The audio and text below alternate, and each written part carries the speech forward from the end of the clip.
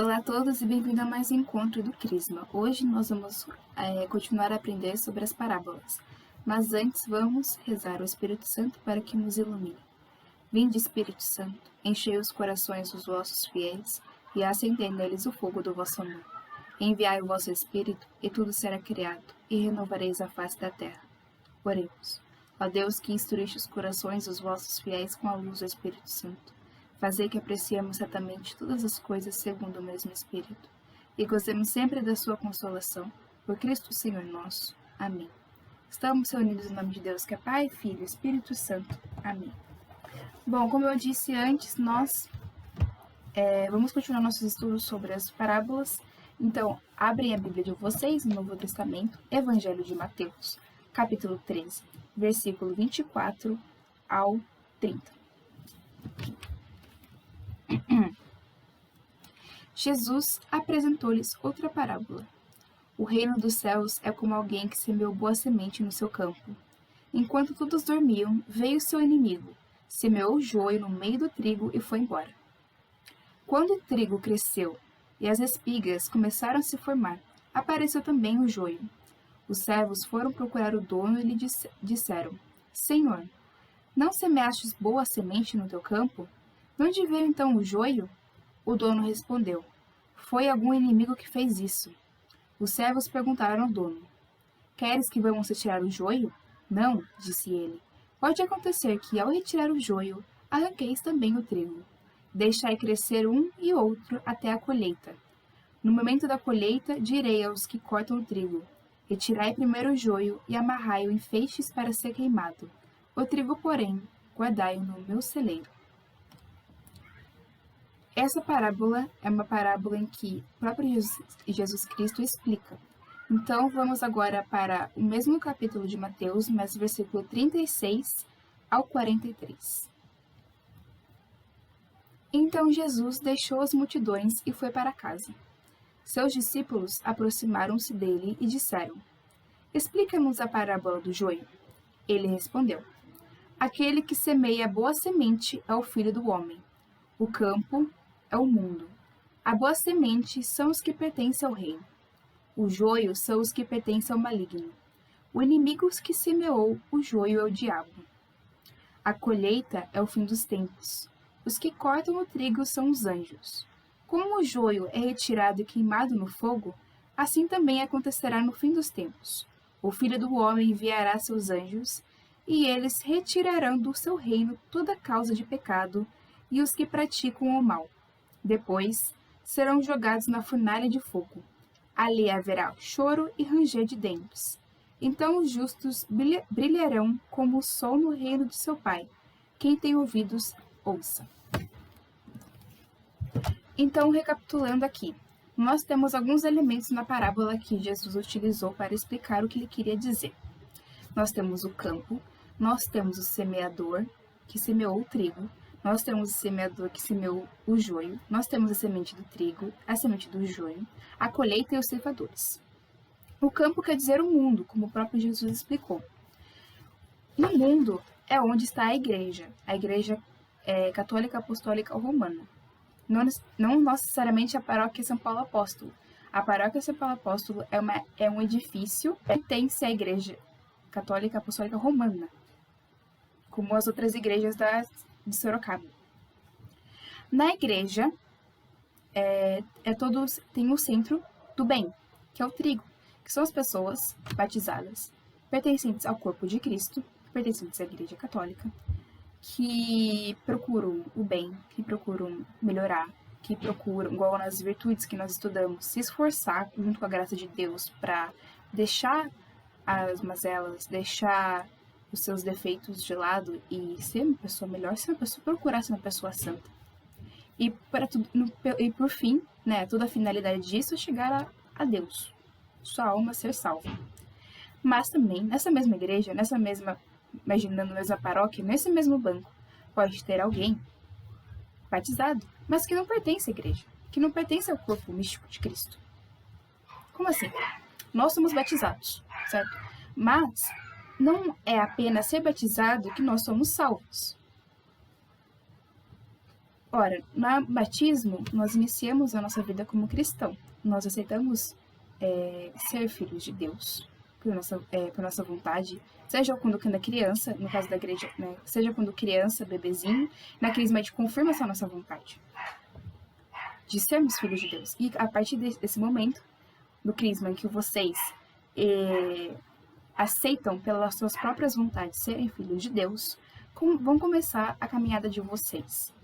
E essa caminhada, ela tem que ter não só os sacramentos, mas também crer. Crer em quê? Crer na Igreja Católica, em seus ensinamentos. Crer em Jesus Cristo. Crer em Deus. Então, nesse mesmo banco em que é uma pessoa batizada e pertencente ao corpo de Cristo, também nesse mesmo banco pode ter uma pessoa batizada aqui, mas que não pertence ao corpo de Cristo. Porque é uma pessoa que não crê na verdade. Ter fé, crer, é o início da nossa vida sobrenatural, que nós veremos no céu. Vida sobrenatural, ou seja, vida sobre essa aqui. É a vida que, imaginem que é a vida que a nossa alma pertence, que a nossa alma clama para voltar, para chegar, para ter o seu fim, que é Deus. Diferente, uma pessoa que é o joio, que estamos utilizando aqui, que é batizada, mas não pertence ao corpo de Cristo porque não crê nas verdades da igreja ou não crê nas verdades de Deus. Uma pessoa que está em pecado, porque a pessoa que está em pecado, ela é corpo, ela pertence ao corpo de Cristo. Porém, ela está como se ela estivesse doente, é como se tivesse um defeito. É como se fosse um membro do corpo de Cristo doente.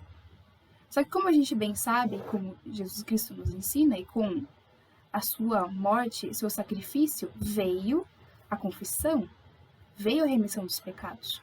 Então, quando a gente está com um membro nosso doente, ferido, a gente não corta para fora, simplesmente arranca e continua a vida. Não, a gente trata. Exatamente isso é o sacramento da confissão. Significa isso a remissão dos pecados. A gente trata o membro ferido, um membro que está doente, para ele voltar ao seu estado de saúde, seu estado de graça. Então é isso que aqui a gente quer aprender sobre a parábola do joio. E que há um destaque para nós aqui do Crisma, pensarmos se a gente está sendo trigo, batizados que querem se salvar, que estão se esforçando para ter uma amizade maior com Deus, se esforçando para confessar, para comungar, porque lembrando, o que é comungar? É esta união com Cristo. Se Deus nos deu esse presente, que é a Sagrada Eucaristia, que é Jesus Cristo ali em matéria para nós, pela transubstanciação. Então, nós temos que refletir se a gente está se utilizando dessas graças, desses presentes de Deus, estamos sendo trigo. Ou se a gente está sendo joio, estamos na igreja, a gente é batizado, mas a gente não pertence ao corpo, porque a gente não crê que nós estamos vendo ou que nós estamos aprendendo. Então, hoje nós vamos falar também da parábola das 10 virgens. Antes de ler a parábola, já peço que vocês abram a Bíblia na passagem de Mateus 25, 1. Mas antes de começar a ler, eu acho que é necessário explicar uma coisinha. Nessa parábola, a gente vê um pouquinho do casamento judaico que acontecia lá em Israel. E era costume daquela época que a noiva ficasse na casa dela e o noivo saísse da casa dele com os amigos e passasse pela cidade, chamando os convidados até chegar na casa da noiva. Então ele percorria as ruas e as pessoas iam se juntando a ele. E a noiva estava com as suas amigas lá na casa dela, preparando a cerimônia, certo? Então cada um preparava, eles se encontravam para realizar a cerimônia. E nesse cortejo da noiva existiam as damas, que nesse caso são as virgens, que a gente chama. Elas ficavam com lâmpadas de óleo, que não existia energia elétrica naquela época, certo?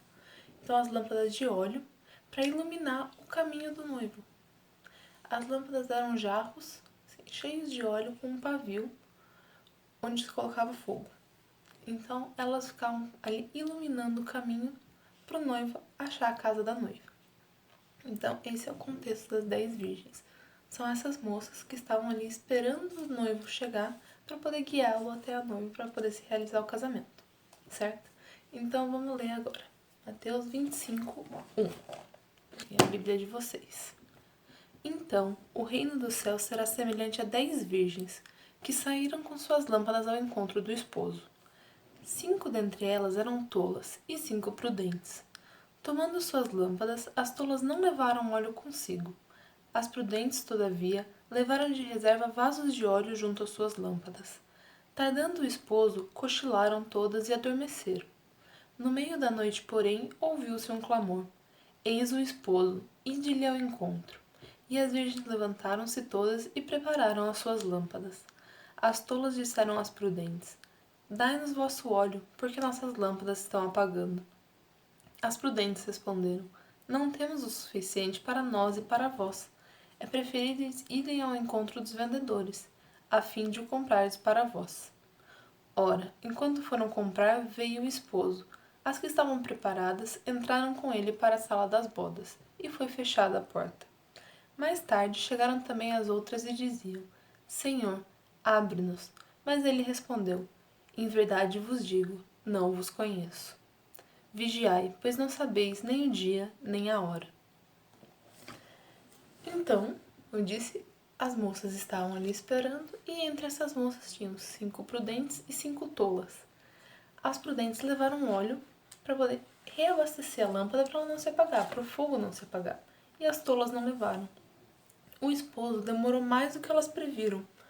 Então, quando deu meia-noite, todas elas já estavam dormindo lá de esperar, porém as prudentes ainda tinham o fogo, ainda tinham a luz, e as tolas não.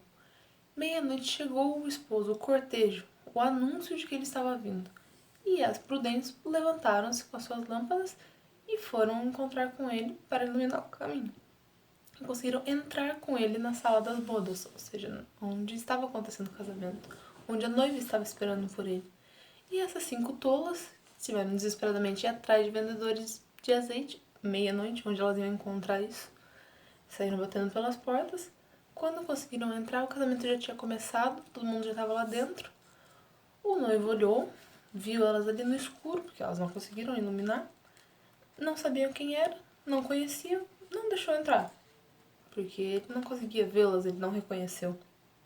Essa é a parábola. Mas o que Jesus quis dizer com isso pra gente? No finalzinho tem um trecho que ele fala assim: Vigiai, pois não sabeis nem o dia, nem a hora. Que dia e que hora que nós não sabemos? Nós não sabemos o dia e a hora que o Senhor vai voltar. Nós não sabemos a volta de Jesus. Nós não sabemos também a hora da nossa morte, quando nós vamos nos encontrar com Ele. Certo? Então nós temos que ser como as virgens prudentes, sempre nos espelhando nelas, para podermos estarmos preparadas e preparados para esse dia. Porque nós não queremos pensar nisso, né? Nunca. Mas se nós morrermos amanhã, nós vamos nos encontrar com Deus? Nós estamos preparados? Nós estamos atentos a isso? Ou se Jesus voltasse hoje, por exemplo, você estaria preparado para recebê-lo? Ou você seria como essas tolas que tiveram que sair desesperadamente atrás, recuperar o que elas não tinham? Porque elas não estavam preparadas. Elas ficaram preparadas um tempinho e acabou. Deu o horário, acabou. Mas no nosso contexto, no nosso dia a dia atual, o que seria essa lâmpada? O que seria essa luz? Tem um salmo que fala assim: Lâmpada para os meus pés e luz para o meu caminho é a tua palavra. Então, a palavra de Deus é a luz da nossa vida. Porque aqui, e na tradição, como nós já estudamos, está todo o conhecimento que o Senhor quer passar pra gente e que nós podemos aprender para poder viver essa vida vigilante, para poder estar preparado. Porque o esposo é Jesus, certo? E as virgens somos nós, a igreja. A igreja precisa estar preparada para encontrar Jesus. A igreja, num contexto geral, não o nosso tempo. Nós, como igreja, nós somos igreja. Então, nós temos que estar preparados para poder encontrar com Ele. E se nós nos alimentarmos da palavra de Deus, nos alimentarmos da nossa luz, nós vamos estar vigilantes. Mas se nós deixarmos para lá, pararmos de frequentar os sacramentos, afastarmos da palavra de Deus, parar de orar, a nossa lâmpada vai se apagando. nosso óleo vai acabando, como o das virgens tolas. Então, quando ele se apaga, nós vamos perder a direção. Porque sem luz, num lugar escuro, você não consegue enxergar, certo? Então, você não conseguiria ver o esposo vindo ao seu encontro, no caso dessas moças. Ou nós ficarmos cegos a Jesus no nosso dia a dia. Então, quanto mais nós iluminarmos o nosso coração, mais enchermos da palavra de Deus, enchermos da vida de oração, dos sacramentos, mais prudentes, mais atentas nós vamos estar para poder esperar esse esposo chegar. Então, que nós possamos ser sempre essas virgens prudentes para poder estar preparados, ok? Vamos rezar então para encerrar nossa catequese de hoje, pedindo ao Senhor que coloque no nosso coração essas parábolas que nós estudamos, para que a gente entenda um pouquinho mais de como devemos viver a nossa vida aqui na Terra, para que a gente possa tirar o maior proveito da vida eterna, para que nós possamos alcançá-la com o coração aberto e que a gente possa estar preparado, certo? Vamos ser prudentes. Vamos rezar então uma Ave Maria e um Pai Nosso, pedindo que Nossa Senhora e Nosso Senhor nos guiem nessa vida terrena para que nós possamos encontrá-los com eles no céu. Amém? Ave Maria, cheia de graça, o Senhor é convosco. Bendita sois vós entre as mulheres, bendito é o fruto do vosso ventre, Jesus. Santa Maria, Mãe de Deus, rogai por nós, pecadores, agora e na hora de nossa morte. Amém. Pai nosso que estais no céu, santificado seja o vosso nome. Venha a nós o vosso reino, seja feita a vossa vontade, assim na terra como no céu. O pão nosso de cada dia nos dai hoje, perdoai-nos as nossas ofensas, assim como nós perdoamos a quem nos tem ofendido, e não nos deixeis cair em tentação, mas livrai-nos do mal. Amém. Estivemos reunidos em nome de Deus, que é Pai, Filho e Espírito Santo. Amém.